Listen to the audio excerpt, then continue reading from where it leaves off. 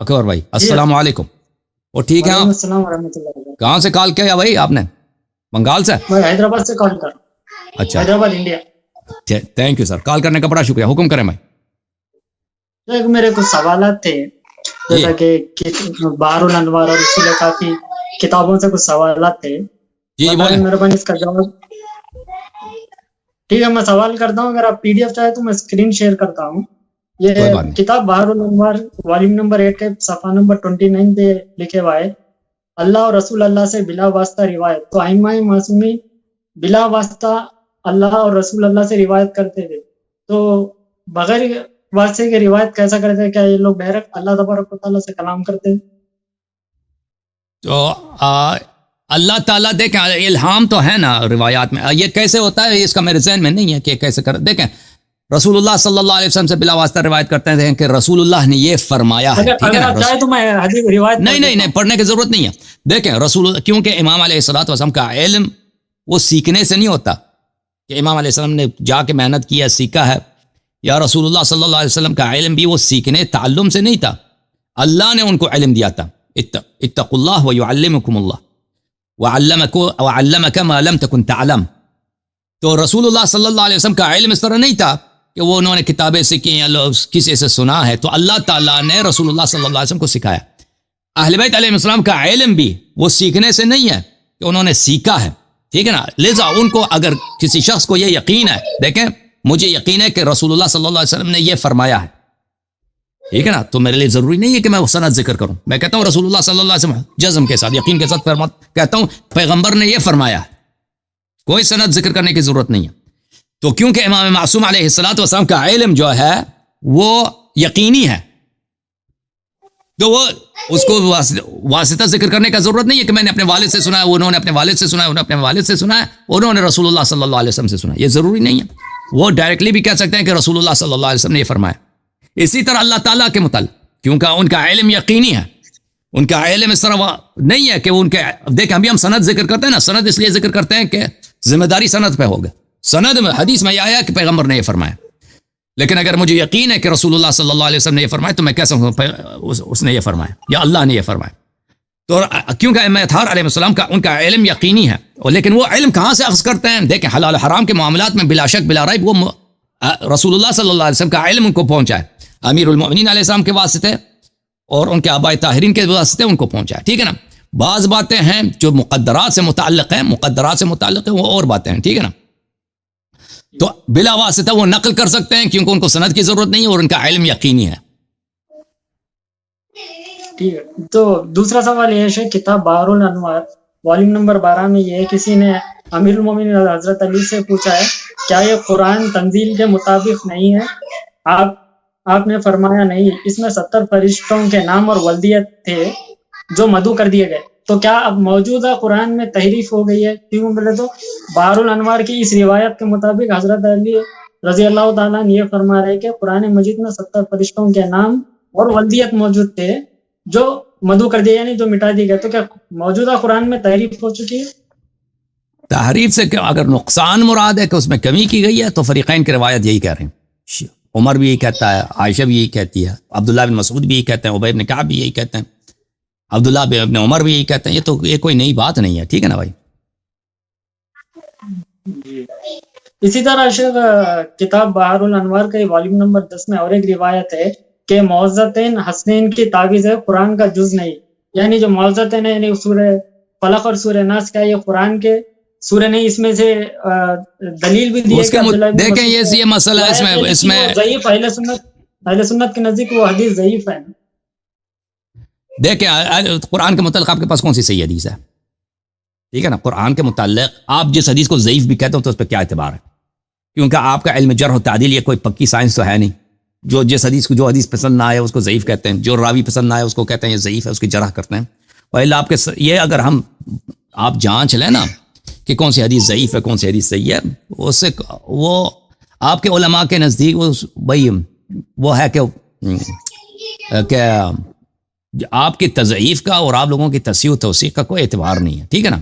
کہ آپ کے علماء نے کہا یہ ضعیف ہے یا اس سے ضعیف بن جاتا ہے. بہرحال اس میں شک نہیں ہے کہ صحابہ کا قول تھا کہ وہ معوذتین کو قرآن کا جز نہیں مانتے تھے. ٹھیک ہے نا. جی اسی طرح شیخ اور ایک سوال یہ ہے کہ کتاب بحر الانوار کے والیوم نمبر 12 میں یہ لکھا ہوا ہے کہ پورا علم جو ہے 27 حروفوں پر موجود ہے. 72 انبیاء اور رسولوں کو صرف دو حروفوں کا ہی علم دیا جائے گا. جب امام غائب کا ظہور ہوگا تو وہ 25 حروفوں والا علم لے کر آئیں گے اور وہ 25 ان دو میں ملا کے 27 حروفوں کا علم جو ہے دنیا کو دیں گے. تو جب قرآن کی آیت ہے الیوم اکملت لکم دینکم، آج کے دن مکمل ہو گیا، تو انبیاء اور رسول جو صرف 2 حروفوں کا علم لے کر آئے تو ریمیننگ 25 علموں کا حروف جو ہے امام زمانہ لے کے آئیں گے. تو نبیوں سے زیادہ علم کا امام زمانہ تو کو ہے. ائمہ طاہرین علیہ السلام انبیاء سے زیادہ عالم ہے نا. انبیاء ہمارے رسول سے زیادہ عالم نہیں ہے. حضرت رسول صلی اللہ علیہ وسلم کے پاس بھی وہ علم تھا، لیکن ان کو ظاہر کرنے کا، ان کو تعلیم دینے کا فرصت نہیں ملی ہے. ٹھیک ہے نا. تو امام عصر علیہ الصلوۃ والسلام جب آئیں گے تو علم ظاہر ہو جائے گا، زمین کی برکات نازل ہو جائیں گے، آسمان سے برکتیں نازل ہوں گی. وہ زمانہ ہی اور ہوگا. معذرت کے ساتھ آپ کو انٹرپٹ کر رہا ہوں، معذرت کے ساتھ. یہاں پہ روایت یہ ہے کہ 27 حروفوں پر پورا علم مشتمل ہے. انبیاء اور رسول کو صرف 2 حروفوں کا دیا گیا. نہیں یہ غلط، آپ غلط کہہ رہے ہیں. رسول صلی اللہ علیہ وسلم کا جو علم امام علیہ السلام کے پاس ہے وہ ختم الانبیاء کے پاس تھی. ٹھیک ہے نا. آپ غلط کہہ رہے ہیں. بقیہ انبیاء کی بات ہو رہی ہے. مثلا موسیٰ علیہ السلام کے پاس جو علم تھا وہ ہمارے رسول صلی اللہ علیہ وسلم کے مقابلے میں ایک قطرہ ہے سمندر کے مقابلے میں، ایک قطرہ ہے سمندر کے مقابلے میں. ٹھیک ہے نا. لیکن ہمارے نبی صلی اللہ علیہ وسلم کو اپنے علم کو ظاہر کرنے کی فرصت نہیں ملی. ٹھیک ہے نا. آخر الزمان میں ان کے وسیع کو یہ فرصت مل جائے گی، تو وہ جو علم ظاہر کریں گے اس کا مطلب یہ نہیں کہ وہ رسول اللہ صلی اللہ علیہ وسلم افضل ہے، وہ عالم ہے، وہ بقیہ انبیاء سے عالم ہے، ہمارے نبی صلی اللہ علیہ وسلم سے عالم نہیں ہے. پھر جو قرآن کی آیت ہے الیوم اکملت لکم دینکم، اس سے مراد کیا ہے کہ دین مکمل جب ہو گیا تو ریمیننگ 25 حروفوں کا علم تو ابھی پینڈنگ میں ہی ہے. الیوم اکملت لکم دینکم کیا کہ مطلب یہ نہیں ہے کہ وہ لوگوں کے پورا جو علم ہے سب لوگوں کو مل گیا. صحابہ میں تو ایسے لوگ تھے جن کو نماز بھی نہیں پڑھنا آتا تھا نا اس زمانے میں. جب الیوم اکملت لکم دینکم، الیوم اکملت لکم دینکم یہ ہے کہ میں نے نبی صلی اللہ علیہ وسلم کے بعد میں نے امام بنایا آپ لوگوں کے لیے، اس کے بدولت دین بے نقص ہو گیا ہے، دین میں کمال آ گیا، دین کے میں کوئی نقص نہیں ہے اس کے پاس. یعنی جو امام کا وصی ہے، رسول صلی اللہ علیہ وسلم کا وصی ہے، اس کے پاس تمام معجزات نبی ہے، تمام علم نبی ہے. نبی صلی اللہ علیہ وسلم کے مرنے سے، ان کی وفات ہونے سے یہ علم زمین سے محو نہیں ہو جائے گا، ہدایت محو نہیں ہو جائے گا. ٹھیک ہے نا. تو یہ دین کامل. اس کا مطلب یہ نہیں ہے کہ امت کو بھی یہ باتیں آ گئی ہیں، صحابہ کے پاس بھی پورا جتنے اللہ کے خزانے میں علم ہے وہ صحابہ کے پاس بھی آ گئے. اس آیت کا مطلب یہ تو نہیں ہے.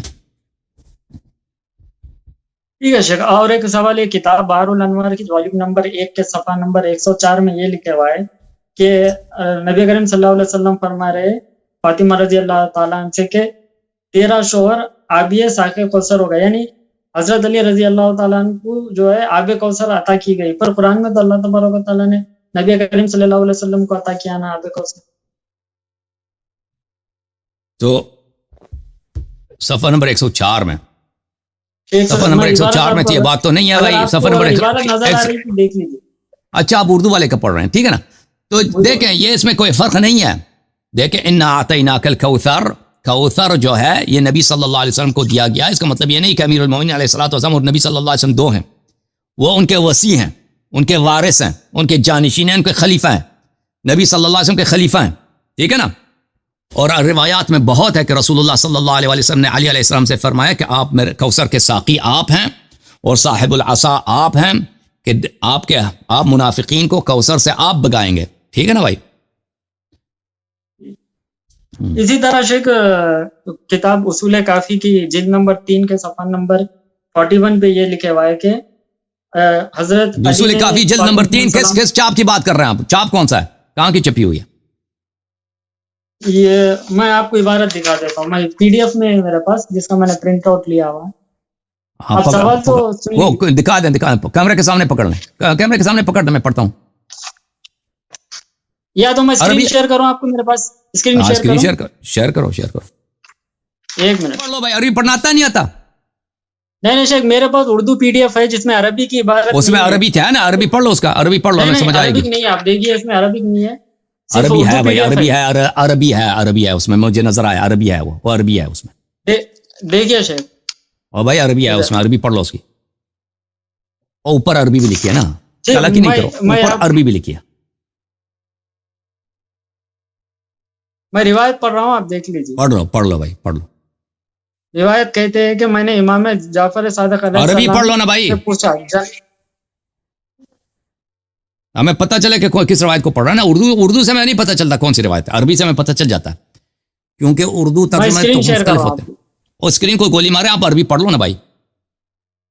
میرے پاس یہاں پہ عبارت عربی کی نہیں ہے صاحب، اس پہ زیر زبر کیوں نہیں ہے. جھوٹ کہہ رہے ہو؟ سامنے نظر آیا عربی ہے نا بھائی، کیوں جھوٹ کہہ زیر رہے ہیں؟ زبر اس پہ نہیں آیا، جب میں پرنٹ نکالا اس اور پہ پڑھ زیر لو زبر تم، نہیں آیا. جیسا ہے تم پڑھ. زیر زبر بھی تھا، جھوٹ کہہ رہے ہیں، زیر زبر بھی تھا.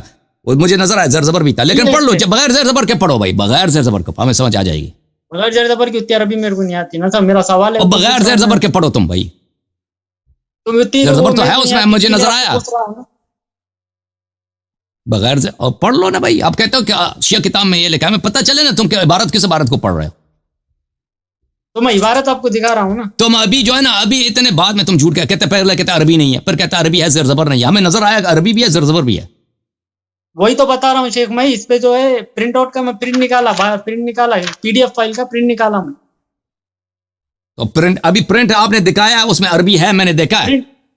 وہی تو بتا رہا ہوں، اس پہ زیر زبر نہیں ہے. تو دکھاؤ زیر زبر نہیں ہے. نہیں ہے اس پہ. کیمرہ کے سامنے پڑھو نا، میں نے دیکھا تو ہے. دکھاؤ نا بھائی، کیوں؟ میں نے دیکھا تھا ہے، مجھے چلے اردو کو نہ دکھاؤ نا، عربی کو دکھاؤ. دیکھو چلا کی. میں اسکرین شیئر کر رہا ہوں، عربی دکھاؤ نا، عربی دکھاؤ. زیر زبر نہیں ہے. اوپر پکڑو ذرا اوپر کرو، مزید اوپر نیچے کرو کچھ تھوڑا سا. ایک منٹ. زیر زبر نہیں ہے، کیوں جھوٹ کہہ رہا کہ زیر زبر نہیں ہے؟ زیر زبر تو ہے نا اس میں. میں اسکرین شیئر کر رہا ہوں، آپ کو دیکھ لیجیے. آپ زیر زبر کہتا ہے زیر زبر نہیں، تاکہ تمہاری مرضی جس طرح تم ترجمہ کرو، بولے اس طرح کتاب میں یہ لکھا ہے، کہتا ہے زیر زبر. مجھے تو نظر آیا زیر زبر ہے اس میں. میں یہاں پہ اردو ترجمہ پڑھ رہا ہوں نا شیخ، سوال ہے اردو ترجمہ پڑھ رہا ہوں میں. تو بھائی صاحب مجھے نہیں پتا، اردو ترجمے سے مجھے نہیں پتا کہ وہ ترجمہ صحیح ہے یا غلط ہے، اور وہ حدیث اس نے کیسے ترجمہ کیا. عربی پڑھیں گے تو مجھے پتا چلے گا نا کہ کس حدیث کی بات کر رہے ہیں. آپ غلط پڑھیں، کوئی بات نہیں، غلط پڑھیں آپ. ٹھیک ہے، میں عربی کی عبارت لے کے آپ کو پھر کال کرتا ہوں، عربی کی ٹیکسی نکال کے میں کال کرتا ہوں پھر آپ. ابھی تو عربی ہے نا اس میں، پڑھو. کیا مشکل کیا؟ تو میں وہی بتا رہا ہوں نا، اس پہ زیر زبر نہیں ہے عربی پہ. جھوٹ کیوں کہہ رہا ہے؟ زیر زبر تو ہے، ہم نے دیکھا بھائی. ارے پرنٹ نکالے جب سارے چلے گئے. اور بغیر زیر زبر کے تم پڑھو یار، تم بغیر زیر زبر کے پڑھو. بغیر زیر زبر کے نہیں آتا میرے کو. وہ غلط پڑھو نا بھائی، ہمیں سمجھ آ جائے گی تو وہ عبارت کیا ہے. تو غلط عبارت کہیں کو پڑھو، میں پھر آپ بتائیں غلط. اوکے بھائی، چلو بھاگ جاؤ.